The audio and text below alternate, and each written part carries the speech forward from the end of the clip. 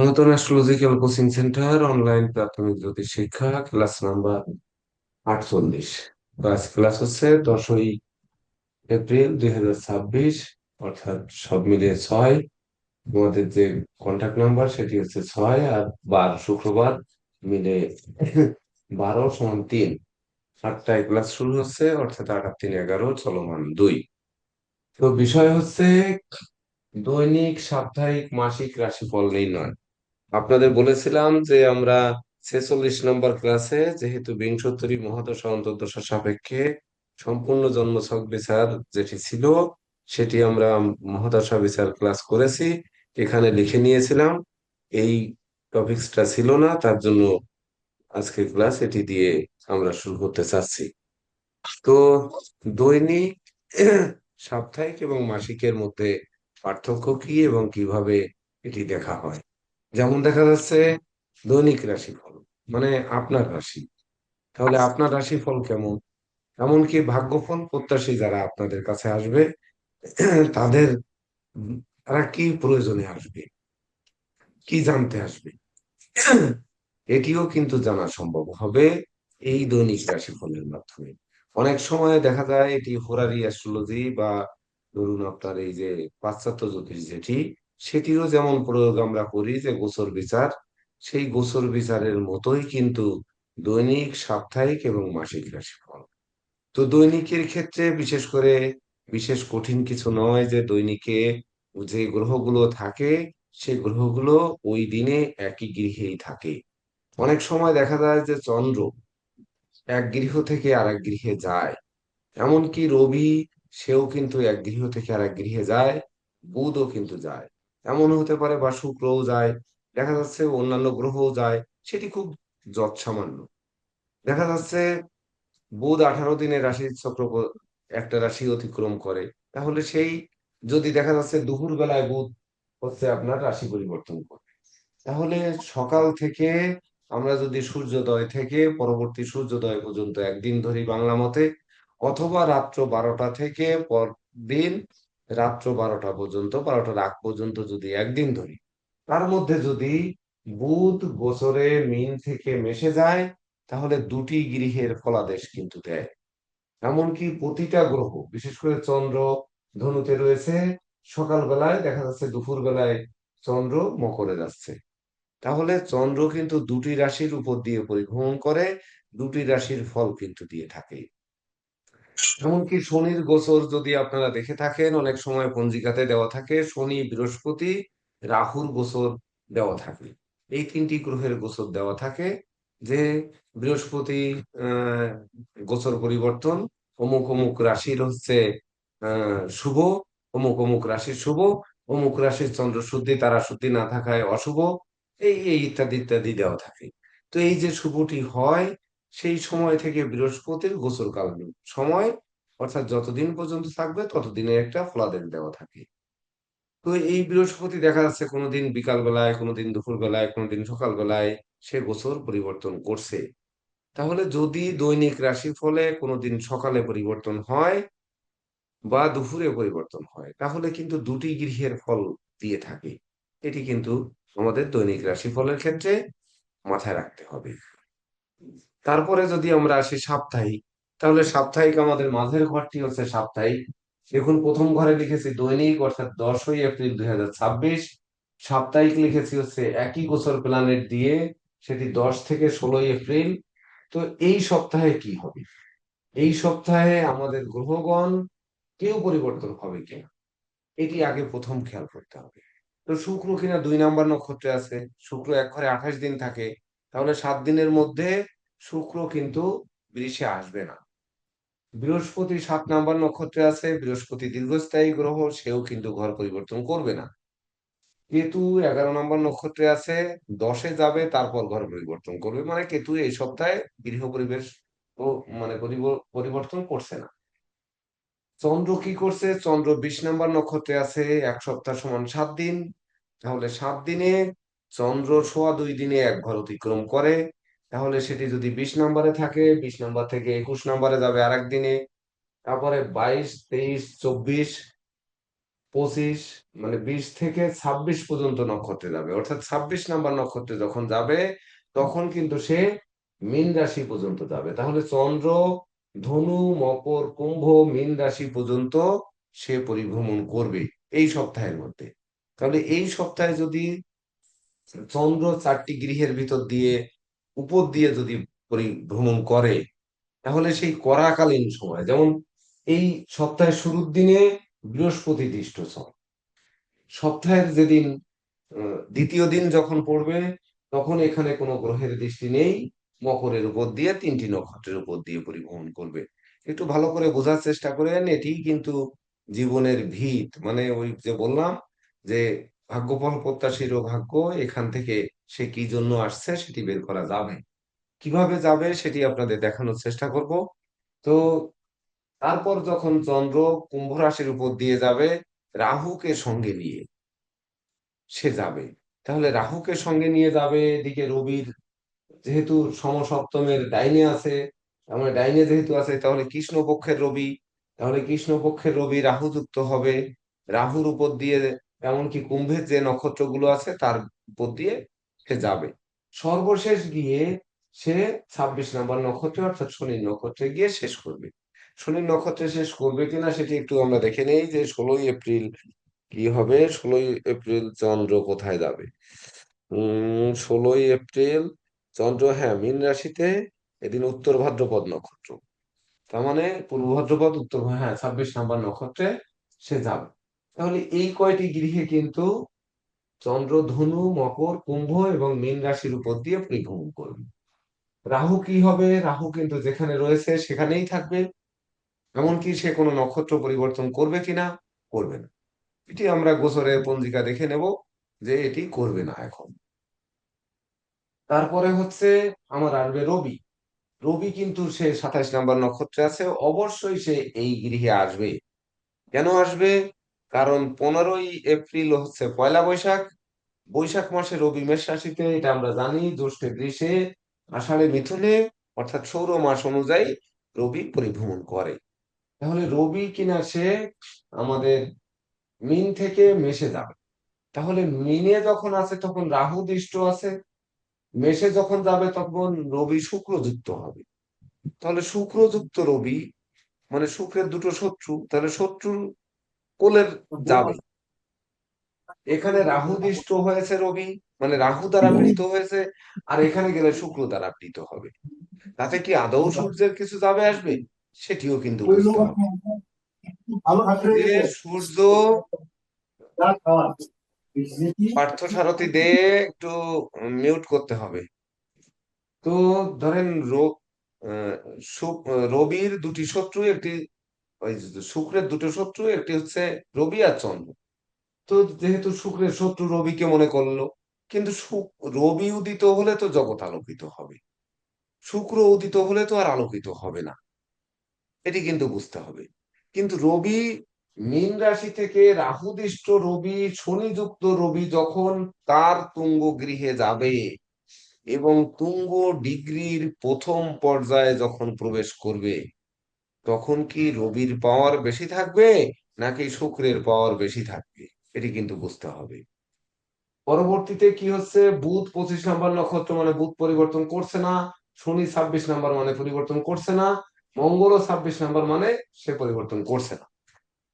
তাহলে এই হিসাবগুলো কিন্তু আমাদের সপ্তাহের শুরুতে সপ্তাহের শেষ পর্যন্ত করে নিয়ে বসতে হবে। প্রথম আমরা এটি করে নিয়ে বসলাম, ঠিক তদনুরূপ ভাবে মাসিকটায় যদি দেখি, তাহলে বৃহস্পতির গোচর 17ই মে হবে, এর আগে হচ্ছে না।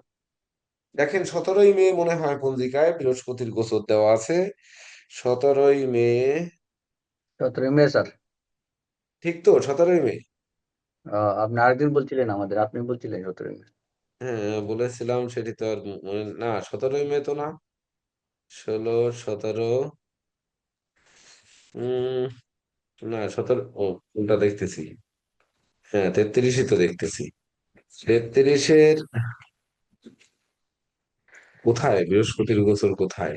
ও, বৃহস্পতি যাচ্ছে হচ্ছে 15ই জ্যৈষ্ঠ, 30শে মে পঞ্জিকা মোতাবেক, আর সফটওয়্যার মোতাবেক হচ্ছে আপনার 17ই মে ছিল।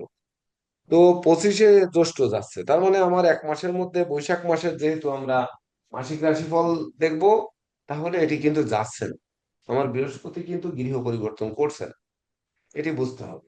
এইবার কেতু যাচ্ছে কিনা 1 মাসের মধ্যে। কেতু সে নক্ষত্র পরিবর্তন করছে, যেহেতু কেতু 1.5 বছর এক গৃহে অবস্থান করে, তাহলে 11 নম্বর নক্ষত্রে আছে, সে 11 থেকে 10-এ যাবে। কিন্তু সে তো আর 10 পার করে 9-এ যাওয়ার সুযোগ নেই, তাহলে কেতু জায়গায় থাকছে। এদিকে কি হয়েছে, চন্দ্র 25 নম্বরে, তাহলে চন্দ্র 2.25 দিন অন্তর রাশি পরিবর্তন করে। তাহলে 12 রাশি গুণ 2.25 দিন, তাহলে 12 × 2 = 24, আচ্ছা, আর 28 দিন। তার মানে একবার রাশিচক্র প্রদক্ষিণ করে পরে এখানে এসে শেষ করবে। তো সেটি করবে কিনা আমরা 30শে বৈশাখ দেখে আসি কোন ঘরে যাবে। 30শে বৈশাখ একটু দেখে আসব, যদিও এটি দেখে যাচাই করার দরকার নেই, তবে জানা থাকার দরকার। তবু আমরা একটু দেখে আসি যে 30শে বৈশাখ কি আছে। 30শে বৈশাখ নয়, 31শে বৈশাখ। বৈশাখ মাস হচ্ছে 31 দিনে। তাহলে 31শে বৈশাখ চন্দ্র আছে মেষ রাশিতে 5 ডিগ্রিতে।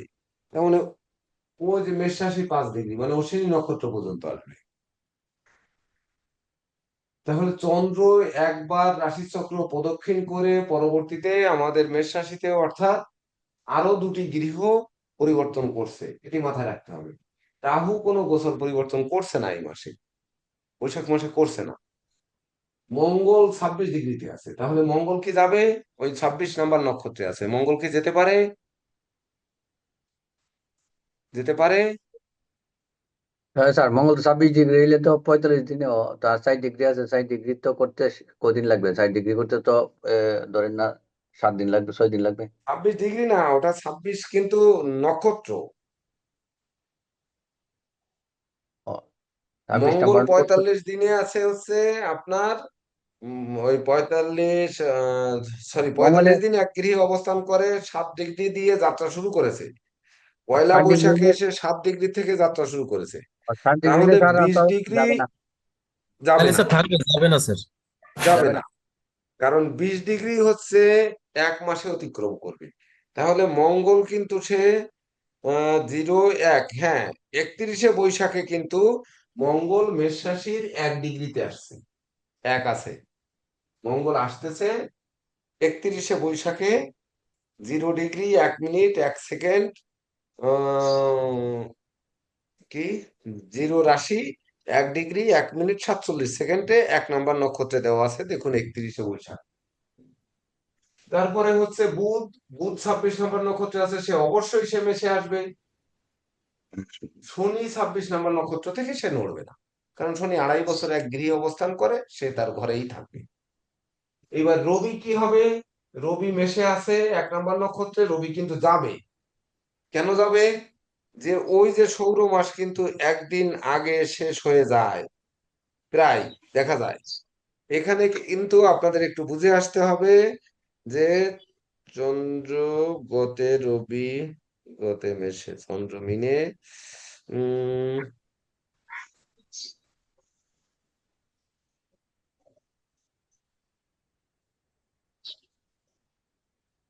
বৈশাখ, বৈশাখ মাস, উম 28 ডিগ্রি না, 31 তারিখ পর্যন্ত। 31শে বৈশাখ রবি বৃষ, বৃষ রাশিতে। দেখেন 31শে বৈশাখ একটু দেখে আসেন, 31শে বৈশাখের গোড়ার বক্সটা একটু দেখে আসতে হবে। তো গোড়ার বক্সটিতে দেখেন আছে রবি 3 দিয়ে একটি দাগ দিয়ে শূন্য দেওয়া আছে, তারপরে আছে দণ্ড 3:40, ঘ 6টা 57 মিনিট 13 সেকেন্ড, গতে রবি 3 দিয়ে 2 দাগ শূন্য বৃষ রাশিতে। বুঝছো? অর্থাৎ শেষ দিনে সকাল 6টা 57 মিনিট 31 সেকেন্ডে রবি বৃষ রাশিতে যাচ্ছে। তার মানে 31শে বৈশাখের দিন কিন্তু রবি বৃষ রাশিতে দিয়ে তার ফলাদেশ বলতে হবে। ঠিক ওই দৈনিকের মতো মাসিক বলার সময় যে মাসের শেষ দিন কি হবে, শেষ দিন রবি এই গৃহে যাবে, এটি কিন্তু মাথায় রাখতে হবে। তারপরে রবির পরে বুধ, তো আমরা বললাম বুধ তো অবশ্যই পরিবর্তন করবে, কারণ বুধ 26 নম্বর নক্ষত্রে আছে, সে 18 দিন, মানে সে পরিবর্তন করছে। শুক্র 2 নম্বর নক্ষত্রে আছে, মানে শুক্রও কিন্তু পরিবর্তন করবে। কেন করবে? শুক্র 28 দিনে এক রাশি অতিক্রম করে, তাহলে 28 দিনে করলে 2 নম্বর নক্ষত্রে মানে মেষ রাশির ভরণী নক্ষত্রে আছে, তো সে অবশ্যই বৃষ রাশিতে যাবে। আর কোনো গ্রহ পরিবর্তন হচ্ছে না। এখন হচ্ছে বিষয়, আমাদের বুঝতে হবে যে প্রত্যেকের রাশি দিয়ে যদি একটু বোঝেন যে আমার রাশি আমার আজকের দিন কেমন যাবে। প্রথম আমরা দৈনিক দিয়ে শুরু করব। তাহলে দৈনিক দিয়ে শুরু করতে গেলে নিজে নিজে ভাবতে হবে কার কোন রাশি, তাহলে তার এই দিনটি কেমন যাবে। এমনকি আপনাদের কাছে যে ক্লায়েন্টরা আসবে, তারা কি জন্য আসছে সেটিও কিন্তু এখান থেকে বের করা যাবে। কারণ গতকালকে আমি একটি নোটিশ দিয়েছি, আপনারা দেখেছেন, যে এখন থেকে পরীক্ষার আগ পর্যন্ত যে ক্লাসগুলো হবে, সেই ক্লাসগুলো উচ্চতর ব্যাচের ক্লাসেও আপনারা যোগদান করতে পারবেন। এটা পরীক্ষার প্রস্তুতিমূলক ক্লাস, এবং বিশেষ করে আপনাদের এই সিলেবাস নিয়ে যাবতীয় ক্লাস হবে। এমনকি উচ্চতর ব্যাচের শিক্ষার্থীরাও এই ব্যাচের ক্লাসে পরীক্ষা পর্যন্ত, বিশেষ করে আমাদের জুন মাসে যে পরীক্ষা, জুন মাসের পরীক্ষার ডেট গুলো আপনাদের নীরজ স্যার জানিয়েছেন কিনা, উম, আমি খুব দ্রুত স্যার আপনাদের বলছে অ্যাডমিট স্যার। কার্ড দিয়ে দিব। অ্যাডমিট সংগ্রহ করতে হবে আপনাদের, যার যার পরীক্ষার ফিস দিয়ে। 12 এবং 13 জুন প্রাথমিক ব্যাচের পরীক্ষা হবে বাংলাদেশ ন্যাশনাল একাডেমি অফ অ্যাস্ট্রোলজিতে। 19 এবং 20 তারিখে উচ্চতর ব্যাচের পরীক্ষা হবে। উচ্চতর ব্যাচের পরীক্ষা 19 এবং 20 তারিখ Bangladesh national academy of astrology. 26 এবং 27 June Indian college of astrology and অ্যাস্ট্রোনমিতে প্রাথমিক ব্যাচের ক্লাস হবে। 11 অথবা 18 July Bangladesh national academy of astrology ফলাফল প্রকাশ করবে উন্মুক্ত উপস্থিতিতে। এবং 15 অথবা 22 August Indian college of astrology and astrology পরীক্ষার ফলাফল প্রকাশ করবেন। এই ক্ষেত্রে আপনাদেরকে বাংলাদেশ ন্যাশনাল অ্যাস্ট্রোলজার সোসাইটি 2 ব্যাচের পরীক্ষার্থীদের জন্য একত্রে লিখিত পরীক্ষা বিষয়ক একটা জরুরি সভা দেবে। সেটি মে মাসের শুক্র শনিবার বাদে যে কোনো দিন সন্ধ্যা 6টায়। উন্মুক্ত উপস্থিতি মানে উভয় ব্যাচের উপস্থিতি সহ তারা একটি লিখিত পরীক্ষা বিষয়ক জরুরি একটি নিয়ম নিয়মানুবর্তিতা বা যে যে নিয়ম নীতি থাকবে পরীক্ষার, সেই বিষয়ে আপনাদের একটি ক্লাস, এবং সেটি সাজেশন ভিত্তিক ক্লাস দেবে।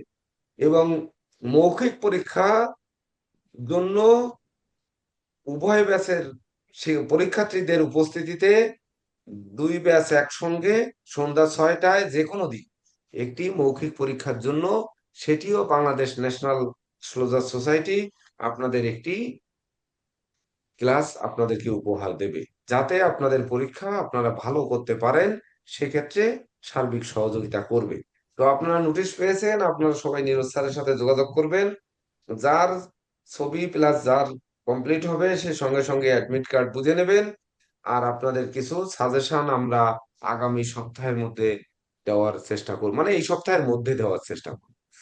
তো এই সপ্তাহের মধ্যে সাজেশন পেয়ে যাবেন, এমনকি উচ্চতর ব্যাচ প্রাথমিক ব্যাচ 2 ব্যাচই পাবে একই সঙ্গে। আগামীকাল উচ্চতর ব্যাচের ক্লাস আছে সন্ধ্যায়, আপনাদের উন্মুক্ত উপস্থিতি বলে দেওয়া হয়েছে। যেহেতু পরীক্ষার প্রস্তুতিমূলক ক্লাস, ওখান থেকেও কিন্তু আপনারা অনেক কিছু শিখতে পারেন, যদি মন চায় আপনারা যোগদান করতে পারবেন। তো আমরা দেখে আসি, টিটুদার স্যার একটু সহযোগিতা করবেন, সেটি হচ্ছে ওনাদেরকে দৈনিক রাশিফল জানার জন্য। প্রত্যেকে এই ছকটি হচ্ছে আজকের গোচর ছক, অর্থাৎ আজকের দিনের। আজকে কত তারিখ? 10ই এপ্রিল 2026। সবাই ছকটি বসিয়ে নিয়ে যার যার রাশি সেই সেই জায়গায় বসিয়ে নিই। প্রত্যেকে এই ছকগুলো 3টি ছক বসান। আমি 3টি ছকের জন্য 3 × 2 = 6 মিনিট সময় দিচ্ছি।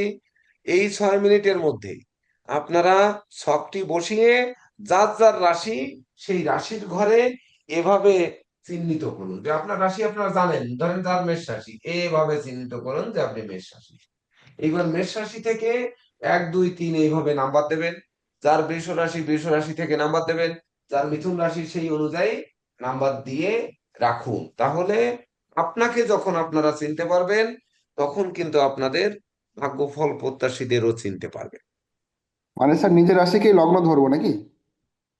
হ্যাঁ, নিজের রাশি মানে লগ্ন কেন ধরবেন? এখানে লগ্নের তো মানে কোনো নিজের প্রশ্ন নেই। রাশিটাকে আর কি লগ্ন ধরে আপনি নেবো আর কি। জানবেন আপনার রাশির ফল, তাহলে আপনার যে রাশি সেই রাশি আপনি জানবেন, লিখবেন। 3 × 2 = 6 মিনিট টাইম, খুব দ্রুত লিখে নিন।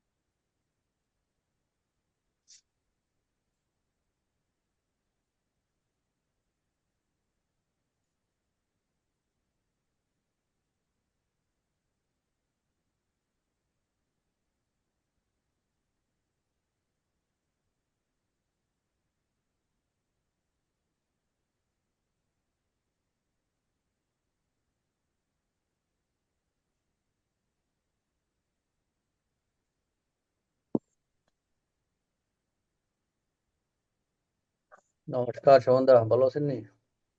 আছি আছি। আপনি কেমন আছেন? ভালো। লেখেন, লেখেন সুখ টিকসুখ।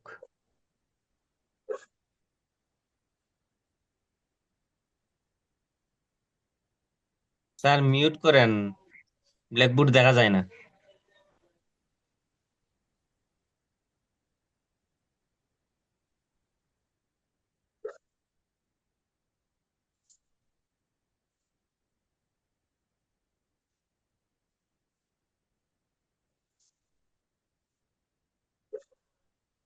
দৈনিক এবং সাপ্তাহিকের ছক দুটি এক, আর পয়লা বৈশাখের পঞ্জিকা রয়েছে আপনাদের, সেটি দেখে বসিয়ে দিলে ওই মাসিক ছকটি একই।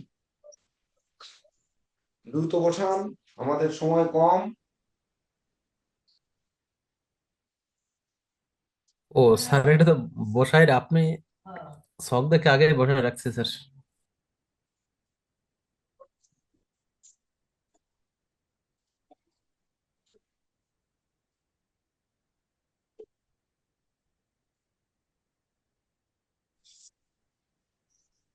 স্যার ভুট্টা আবার একটু দেখা যাচ্ছে না, আপনি একটু ইয়ে কথা বলেন। বোর্ডটা দেখা যাচ্ছে না। হ্যাঁ, আবার ঠিক ঠিক আছে, হবে হবে। স্যারের স্যারের পেজটা ওই পিন করে নেন, তাহলে তো হয়ে যাবে আর কি। পিন করে নিলে শুধু এটাই দেখা যাবে।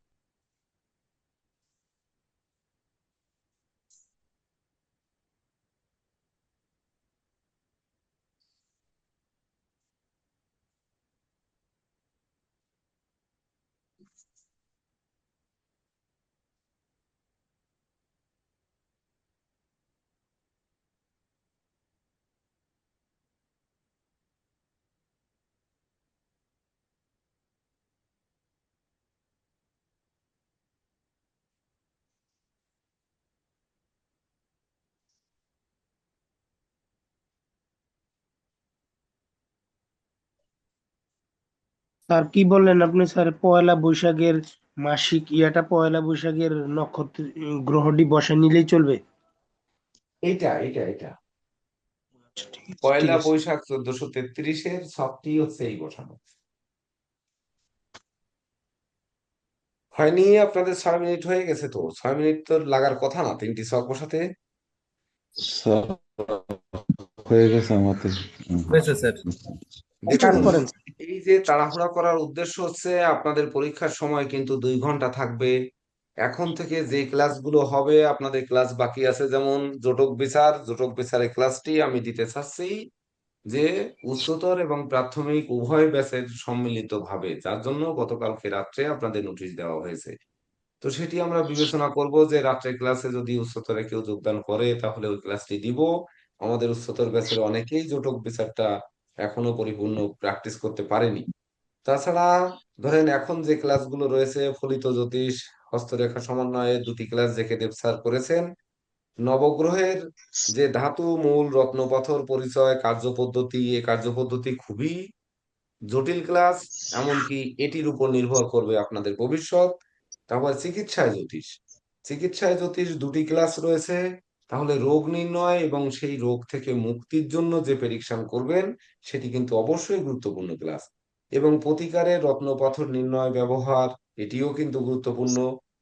তাছাড়া পরীক্ষার সাজেশন ভিত্তিক যে আলোচনাগুলো এখন থেকে হবে, সেটি কিন্তু আপনাদের জীবন চলার পথে অবশ্যই এক ক্লাসের সঙ্গে অন্য কিছুও আপনারা যদি সময় দেন, বুঝে নিতে পারেন, তাহলে এটি পূর্ণ করার চেষ্টা আমাদের থাকবে। তাছাড়া ক্লাস এমনকি এক্সট্রা নোটিশ দিয়ে দিয়ে আমাদের ক্লাস বর্ধিত করা হতে পারে। আমরা যদি মনে করি যে বাংলাদেশ ন্যাশনাল অ্যাস্ট্রোলজার সোসাইটি যে প্রতিষ্ঠান, Bangladesh national academy of astrology, ওনারা যদি কোনো সাজেশন দেন এই সপ্তাহের মধ্যে দেওয়ার কথা, সেই সাজেশন ভিত্তিক যে ক্লাসগুলো হবে, তার সঙ্গে সম্পৃক্ত যেগুলো, সেগুলোকে কভার করতে গেলে আমাদের যেহেতু সময় আছে এই এপ্রিল আর মে, 2 মাস, অর্থাৎ 2 মাসে আমরা ক্লাস পাবো 8 8 16টা। তার দুটো চলে গেছে, আর পাবো 14টা। তো 14টার মধ্যে কিন্তু আমাদের এই সবকিছু সারতে হবে। তার মধ্যে দুটোতে আবার আগামী মাসের তো দুটি ক্লাসে আবার আমি থাকবো না। তাহলে 12টি ক্লাস, অবশ্যই 14টি 16টি ক্লাসই হবে। তো সেই 16টি ক্লাসই হবে। তো সেই জন্য আমি চেষ্টা করব যে আপনাদের এই সকল বিষয়গুলো এর ভিতরে সমাধান করা। এই জন্য আপনারা একটু মনোযোগ দেবেন। স্যার অনার নামে যিনি আছেন ভিডিওটি অন করুন। সুকান্ত কুমার রয় নামে যিনি আছেন ভিডিও অন করুন। হৃদয় নন্দী বাবু, আপনি ভিডিও অফ করে রাখলে তাহলে ইন্দ্রা শিখবে কি? কি শিখবে বলেন? আপনার যদি ভিডিও অফ থাকে তাহলে শিক্ষার্থীরা কি শিখবে? আপনারই তো শিক্ষার্থীরা, তাহলে কি শিখবে? তো আমরা প্রথমে দৈনিক আসবো। প্রত্যেকে যার যার রাশির জায়গায় আপনারা নক করেছেন, তাহলে ধরে নিলাম মেষ রাশি। যদি কারো মেষ রাশি থেকে থাকে, আমি একটি করে রাশি দিয়ে বুঝিয়ে যাওয়ার চেষ্টা করি। তাহলে একটি রাশি দিয়ে যদি বোঝানোর চেষ্টা করি, ধরেন মেষ রাশির যদি কেউ থেকে থাকেন, তাহলে তিনি খেয়াল করবেন, এমনকি সকল রাশির জন্য আপনাদের একই সঙ্গে খেয়াল করে নিতে হবে। তাহলে মেষ রাশির জাতক বা জাতিকা আপনি আপনি আপনার ভাগ্য জানবেন, উপরন্তু আপনার কাছে কি ধরনের লোক আজকের দিনে হাত দেখাতে আসতে পারে বা ভাগ্য জানতে আসতে পারে, সেটিও কিন্তু এর ভিতর থেকে রপ্ত করে নিতে হবে। তাহলে মেষ রাশি, আমার রাশিতে কি আছে? রাশিতে শুক্র ধনপতি এবং সপ্তমপতি শুক্র আমার রাশিতে বসে আছে। শুক্র পাপক গ্রহ, শুক্র ভরণী নক্ষত্রে মানে তার নিজের নক্ষত্রে বসে আছে। ওখানে কোনো গ্রহের দৃষ্টি নেই, আর কোনো গ্রহ তার সঙ্গে যুক্তও নেই। তাহলে আমরা রাশি, আমার রাশিতে ধনপতি এবং সপ্তমপতি বসে আছে, সে পাপ। তাহলে ধন যে উপার্জন হবে, সেটি আমার যে ধন উপার্জন হবে সেটি কোন দিক থেকে হবে? আর সেই ধনটি বা সেই অর্থটি, যেহেতু শুক্র পাপ, তাহলে কি পাপের অর্থ আসবে, নাকি আমার অর্থ আবার পাপ? কি পাপ আছে, যে বিশেষ করে ধরেন আপনি ওই গাঁজা হেরোইন বা ইত্যাদি ইত্যাদির ব্যবসা করবেন, সেগুলো আবার দেখা যাচ্ছে যে ষড়রিপু কে প্রয়োগ করে আপনি উপার্জন করবেন, সেই উপার্জিত অর্থ, আমরা যেটিকে অন্যায় পথে উপার্জন বলি সেটিকে পাপ অর্থ বলি। এটি কিন্তু আমাদের বুঝতে হবে। তাহলে অন্যায় পথে আমরা উপার্জন আমাদের হবে কিনা এটি কিন্তু বুঝতে হবে। শুক্র তার নিজের নক্ষত্রে বসে আছে, কোনো গ্রহ সেখানে দৃষ্টি দেয়নি। তাহলে রবির গৃহে মানে মেষ রাশিতে মঙ্গলের গৃহে, আমাদের বুঝতে হবে যে মঙ্গলের সঙ্গে শুক্রের কি কোনো শত্রুতা আছে? নেই, কিন্তু নেই। মঙ্গলের ঘরে আছে, মঙ্গলের সঙ্গে শুক্রের কোনো শত্রুতা নেই। মঙ্গলের ঘরে মানে মেষ রাশি মঙ্গলের গৃহ, তাহলে কোনো শত্রুতা নেই। না থাকলে সেখানে শুক্র বসে আছে তার নিজ নক্ষত্রে, মানে শুক্র পাওয়ারফুল। তাহলে আমাদের ধনপতি এবং সপ্তমপতি, ধনভাব থেকে আমরা কি বিচার করি? এটি আপনাদের নিশ্চয়ই নোট আছে, ওই যে 12টি ভাব থেকে কি বিচার করি। তাহলে ধনভাব থেকে আমরা যা বিচার করি যে ধন সম্পদ, হারানো ধন সম্পদ সম্পত্তি পুনরুদ্ধার, তারপরে হচ্ছে ব্যবসা বাণিজ্যে মজুত মালের দাম বৃদ্ধি, কর্মস্থলে উপহার উপঢৌকন প্রাপ্তি, তারপরে হচ্ছে অন্ন বস্ত্র বাসস্থান, মুখের খাদ্য মানে সেই অন্ন, তারপরে নতুন দলিল পত্র, এগুলো বিচার করি। সেই ব্যক্তি যেহেতু সপ্তম পতিও সে, তাহলে সপ্তম ভাব কি? প্রবৃদ্ধি, অংশীদার। সেই সঙ্গে সপ্তম ভাব থেকে বিচার করি যে ক্রয়, কোনো কিছু ক্রয় করলে সেটি লাভবান হব কিনা। তাছাড়া আমাদের কামনা বাসনা কি, আমাদের আনন্দে যাবে না নিরানন্দে যাবে, সেটি বিচার করি, অর্থাৎ আনন্দ সপ্তম ঘর। তারপর হচ্ছে দাম্পত্য সুখ সপ্তম ঘর, অংশীদার পার্টনার সপ্তম ঘর, আমার সন্তান সন্ততি আসবে কিনা, প্রবৃদ্ধি হবে কিনা, বাড়িতে আসবাবপত্র আসবে কিনা, মানে কোনো কিছু বাড়িতে আসবে কিনা, সেটি কিন্তু এই সপ্তম ঘর। তারপরে আমরা এই প্রতিষ্ঠিত হব কিনা, সেটিও সপ্তম ঘর। তারপরে আমার প্রজনন ক্ষমতা, সেটি সপ্তম ঘর। তাছাড়া ধরেন আপনার সহযোগীরা সহযোগিতা করবে কিনা, সেটি সপ্তম ঘর। আমার মনের যে অভিলাষ, যে আজকে ক্লাস করছি, আমি আজকে অর্থ পাবো কিনা, আমি আজকে ক্লায়েন্ট দেখলাম, ক্লায়েন্ট থেকে অর্থ পাবো কিনা, ফিটা দেবে কিনা, না যাওয়ার সময় বলবে ফিটা দেবো না, এইরকম ঘটবে কিনা, সেটিও কিন্তু মনের অভিলাষ। আপনার যে অভিলাষ রয়েছে সেই অভিলাষ পূর্ণ হবে কিনা, সেটি সপ্তমকর। তাহলে শুক্র কিনা মঙ্গলের গৃহে আছে, সে তার নিজ গৃহে শক্তিশালী হয়ে, তাহলে আমরা ধরে নিতে পারি যে হ্যাঁ, আমাদের মনের অভিলাষ পূর্ণ হবে, আমাদের দিনটি আনন্দে যাবে, আমাদের হারানো ধন সম্পদ সম্পত্তি পুনরুদ্ধার হতে পারে, বা ধরেন অন্ন বস্ত্র বাসস্থানে অভাব ঘুচতে পারে, এগুলো হতে পারে। তখন দেখতে হবে যে মঙ্গলের গৃহে যে শুক্র বসে আছে, মঙ্গলটি কোথায় আর চন্দ্রটি কোথায়। কারণ চন্দ্র কিন্তু প্রতিনিয়ত আপনাকে, আপনার রাশি যেমন চন্দ্র, ওই চন্দ্রের গতিশীলতার উপর নির্ভর করবে আপনার ভাগ্য, মানে চন্দ্র নিয়ে আসবে। তো সে চন্দ্র মিত্রপতি, চতুর্থপতি, মেষ রাশি চতুর্থপতি, চতুর্থ ভাব থেকে যা বিচার করি সেগুলো আমার মনে নিয়ে আসতে হবে এখনই। যে চন্দ্র যেহেতু আমার মেষ রাশির চতুর্থপতি, তাহলে চতুর্থ ঘর থেকে বিচার করি প্রাথমিক শিক্ষা, আমার গৃহে সুখ শান্তি, আমার দাম্পত্য সুখ শান্তি, আমার মা কেমন আছে, কন্যা সন্তান কেমন আছে, আমার মনে সুখ আছে কি নেই, আমার জমি জমা নিয়ে কোনো বিরোধ হয়েছে কিনা, তাছাড়া ধরেন আমার বন্ধু মিত্ররা কেমন ব্যবহার করবে, সহযোগীরা সহযোগিতা করবে কিনা, যানবাহন ক্রয় করার জন্য আমরা টাকা পয়সা বিনিয়োগ করব বা দেব, বায়না করব, সেগুলো আমরা পাবো কিনা, সেই সঙ্গে সামাজিক কাজকর্মে যাব কিনা, এমনকি সামাজিক কাজকর্মে আমাদের হেয় হতে হবে নাকি আমাদের জনপ্রিয়তা আসবে, এই সকল বিষয় হচ্ছে আমাদের দেখতে হবে। তাহলে যখনই আমরা এই বিষয়গুলো দেখব তখন সেই চন্দ্র কিনা ভাগ্য ভাবে, এই যে ভাগ্য ভাবে। তাহলে মেষ রাশির চন্দ্র, চন্দ্র কি মেষ রাশি সাপেক্ষে চন্দ্রের কথা কোনো কিছুই বলা হয়নি।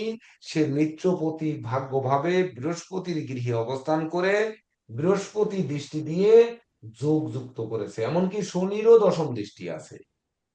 কিন্তু চন্দ্রটি বৃহস্পতির গৃহে, সে 20 নাম্বার নক্ষত্রে শুক্রের নক্ষত্রে বসে আছে।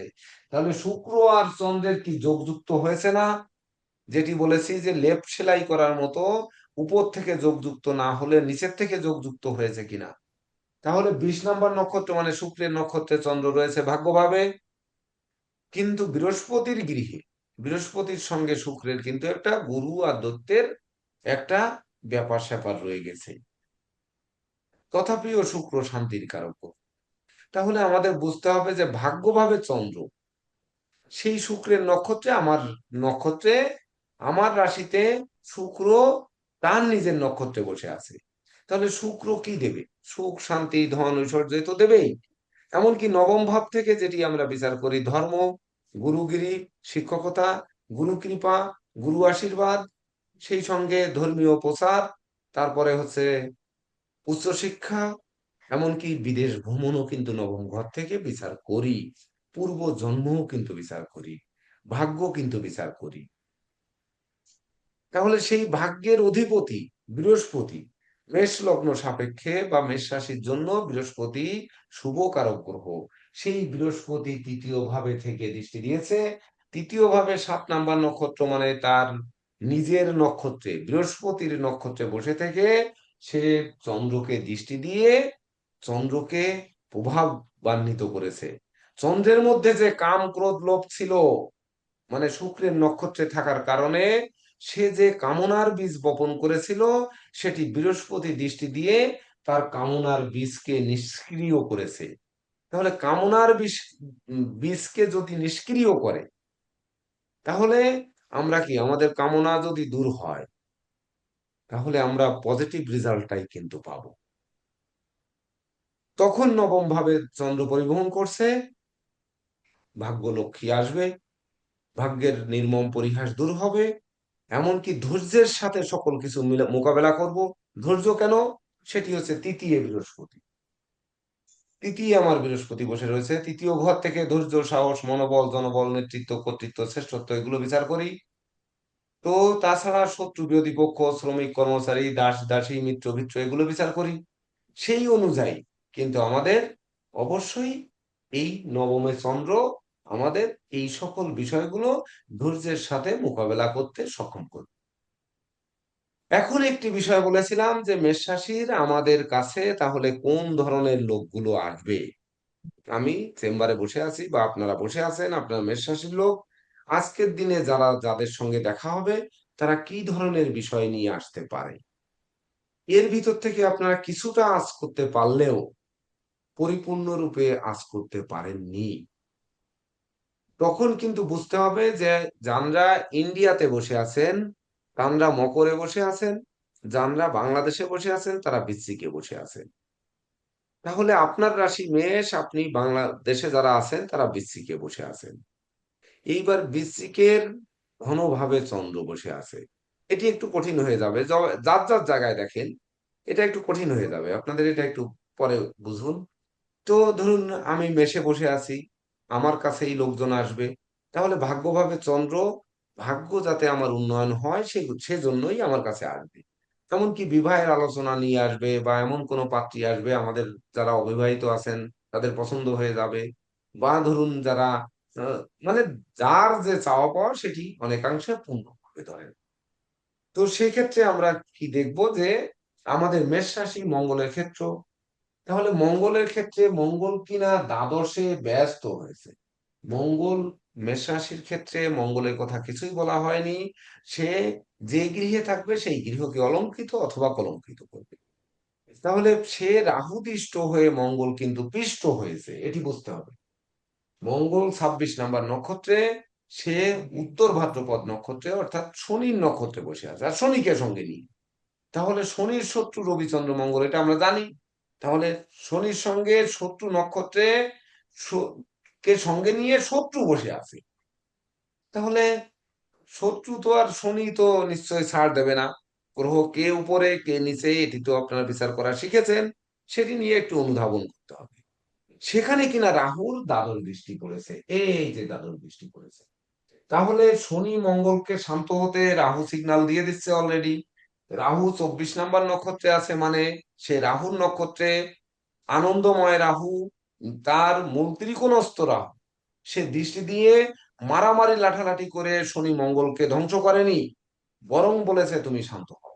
যেমন দেখেন আপনার আমেরিকা, ইসরায়েল, ইরান যে যুদ্ধ চলছে, সেখানে মাঝপথে উপস্থিত হয়েছে পাকিস্তান, কিনা বলছে যে যুদ্ধ এখন থামাতে হবে, আমি আসবো সমঝোতায়। দুই পক্ষের সঙ্গে আলোচনা করেছে। তাহলে রাহু কিন্তু ওখানে পাকিস্তানের মতো সেজে ভূমিকা রেখে শনি মঙ্গলের মধ্যে যে যুদ্ধ, একে অপরের শত্রু, সেটি কিন্তু রাহু বলছে তোমরা শান্ত হও। এটি বলছে, কেন বলছে? রাহুর নক্ষত্রে রাহু বসে আছে, আর ওদিকে শনির নক্ষত্রে মঙ্গল বসে আছে, আর শনি শনির নক্ষত্রেই বসে আছে। দুজনেই শত্রু, মারামারি করছে, কিন্তু সেখানে রাহু নিষেধ করছে। উপরন্ত কি করছে? বুধ এবং রবি বসে আছে, তাহলে রবি ও শনির শত্রু। তাহলে বুধটা কি? বুধের সঙ্গে এখানে কার শত্রুতা আছে? আছে কারো? নেই। বুধ কি হয়েছে? বুধ 25 নাম্বার নক্ষত্রে আছে, পূর্ব ভাদ্রপদ। পূর্ব ভাদ্রপদ নক্ষত্রের অধিপতি কি? বৃহস্পতি। তাহলে বৃহস্পতির গৃহে বুধ বসে আছে, বুধ নিচস্থ হতে পারে। নিচস্থ, তার নিচস্থ থাকলে বুদ্ধি তো নিচু হয়ে গেছে। তার মানে সে এই কয়জন যে কূটবুদ্ধি দিয়ে আবার বলবে না যে না, ওই পাকিস্তানের কথা শোনা যাবে না, এই তোমরা শুনো না। বুধ কি বলবে মঙ্গলকে যে তুমি পাকিস্তানের কথা শুনো না? বুধ কি বলবে শনিকে যে তুমি শুনো না? এটি বলার সক্ষমতা নেই, কারণ বুধির ওটি নিচু গৃহ। উপরন্ত হচ্ছে সে রবি বুধের বুধাদিত্য যোগ কিন্তু নষ্ট হয়ে গেছে শনি এবং রাহুর কারণে। তাহলে তার সেই যোগটা, সেই সূত্রটি আর নেই। না থাকলে সে ওখানে নিষ্ক্রিয় হয়ে গেছে। তাহলে নিষ্ক্রিয় যদি হয়ে যেয়ে থাকে, তাহলে আমাদের ফলাদেশ আমরা যেটা বলতেছি যে মেষ রাশি সাপেক্ষে আমাদের যে ফলাদেশ বলছি, যেটি নবম ভাবে চন্দ্র অবস্থান করছে, আমাদের মঙ্গল দ্বাদশে ব্যস্ত। তাহলে মঙ্গল অষ্টমপতি, অষ্টম ভাব থেকে আমাদের যে পরাজয়, আমাদের যে মানসিক অশান্তি, অপমান অপদস্থ, মৃত্যু সম যন্ত্রণা, তারপরে শোক দুঃখ, এমনকি পুলিশি ঝামেলা, পরমার্থ চিন্তা চেতনা নষ্ট করার কথা, সেগুলো নষ্ট করতে পারবে না। আর হচ্ছে আমাদের রাশি অধিপতি যেহেতু, আমাদের জীবিকা, তারপর হচ্ছে আমাদের মন, আমাদের দেহ, তারপরে আমাদের মস্তিষ্ক, আমাদের ব্যক্তিত্ব, আমাদের গুণ, আমাদের স্বভাব, আমাদের কি আসক্তি, এগুলোও কিন্তু সে নষ্ট করতে পারছে না। যদি না পারে, তাহলে মেষ রাশির জন্য অত্যন্ত শুভ দিন একটি, নাকি বলা যাবে না? যাবে স্যার। যাবে। জি, হ্যাঁ স্যার যাবে। এইবার যার যার রাশি যেখানে ধরেছেন, সে সেইভাবে এই রাশির ফলাদেশ যদি আপনারা বলেন, যদিও আপনাদের কোনোদিনই হোমওয়ার্ক দিলে আপনারা করেননি ইতিপূর্বে, আর বাকি জীবনে করবেনও না। আমি প্রত্যাশা করেছিলাম যে আপনারা 63 জন শিক্ষার্থী ভর্তি হয়েছিলেন, আর আছেন 22 জন না 23 জন, পরীক্ষা দেবেন বড় জোর 24-25 জন। তাহলে এই শিক্ষার্থীরা ঝরে গেল। এই কোনো শিক্ষার্থী কিন্তু কেউ আশেপাশে তার বন্ধু বান্ধবীদের সাথে আলোচনা করেননি। কেউ একজন, আমি বিভিন্ন ভাবে হিন্টস দিয়েছিলাম যে আপনারা গ্রুপে নাম্বার রয়েছে, এক একটা মেসেজ দিতে পারেন যে আপনি বন্ধ করলেন কেন, আমাদের ক্লাস কি ভালো লাগেনি। এতে দুটি দিক লাভ। একটি দিক হচ্ছে যে তাদের যদি ভালো না লাগে, তাহলে আপনাদেরও এখান থেকে ছেড়ে যাওয়া উচিত ছিল, যে কেসিপালের এই বকবকা নিয়ে কে শোনে। আর যদি তাদের সময়ের কারণে পারেনি, তাহলে সময়ের কারণে পরবর্তীতে পারবে কিনা তারা পরবর্তী ব্যাচে আবার ভর্তি হবে কিনা, যেহেতু আমরা অর্থের জন্য করি না, তাদের ভর্তি একবার হওয়া রয়েছে, তারা আবার করবে কিনা, তার থেকে দুইজন বেরোতে পারতো। তাহলে একটি বুদ্ধি বা একটি আলোচনা, একটি যোগাযোগ আমাদের অনেক কিছু করতে পারতো। এমনকি তার সাথে সম্প্রীতি থাকলে ওই জেলায় আপনারা কেউ কোনোদিন বেড়াতে গেলে তার সঙ্গে যোগাযোগ রাখতে পারতেন। এই যোগাযোগ স্থাপন আমি বহুভাবে হিন্টস দেওয়ার চেষ্টা করেছি, তো কেউ নেয়নি। এমনকি আমাদের উচ্চতর ব্যাচে ওনারা উচ্চতর ব্যাচে নিজেদের মধ্যে যোগাযোগ করেছে, কিন্তু কেউ দায়িত্ব নিয়ে যে আমাদের ছোট ভাই বা আমাদের পরের ব্যাচ এদের সঙ্গে একটু যোগাযোগ স্থাপন করি, সেটিও কিন্তু করেনি। যাই হোক, আমাদের একমাত্র হৃদয়হরণ বাবু কম বেশি একটু করার চেষ্টা করে, তাই ছাড়া আর কেউ কিন্তু নয়। তবে যে কথা বলছিলাম যে আমাদের কাছে কোন ধরনের ক্লায়েন্ট আসতে পারে, আপনাদের সঙ্গে কে যোগাযোগ করতে পারে উইলিংলি, আর কাকে আপনার যোগাযোগ করতে হবে, সেটি কিন্তু এখান থেকে বুঝতে হবে। যে আপনার আজকের দিনে যে ক্লায়েন্ট ফোন দেবে, সেই ক্লায়েন্টই আপনাকে আসলে হাত দেখায় ফি দেবে, নাকি আপনার কাছে আসবে যে পূজার চাঁদা নিতে বা কোনো চাঁদা নিতে বা পিকনিকের চাঁদা নিতে, আপনার ক্ষতি সাধন করতে, নাকি আপনার বিশেষ করে রেকর্ড করে নিয়ে যে আপনার দুর্বল দিকগুলো প্রকাশ করতে। বর্তমান সময় কিন্তু ক্লায়েন্টরা এসে মোবাইলটা টেবিলে পরে বুট করে রাখে, পরে রেকর্ডিং চালু করে রাখে, ওটা আমি বুঝি, যে রেকর্ডিং চালু করে বুট করে রাখে টেবিলে পরে। এটি আমাদের বিষ্ণু মহন্ত বাবুর মতো ক্লায়েন্ট যারা আছে, তারা এই কাজটাই করবে আর করেও। আমার রেকর্ডিং করলে আর কি নারীর একটা বেল পড়ার ভয়, মাথায় যেহেতু চুল নেই, তো এতে আর বেল পড়লে ঠেকাবে কি? আমার তো আর ইজ্জত নেই, ইজ্জত থাকলে তো ইজ্জত যাবে। তো আমার কোনো কিছুতে ও যায় আসে না, ঠিক আছে তোমরা যেভাবে খুশি সেইভাবে করো।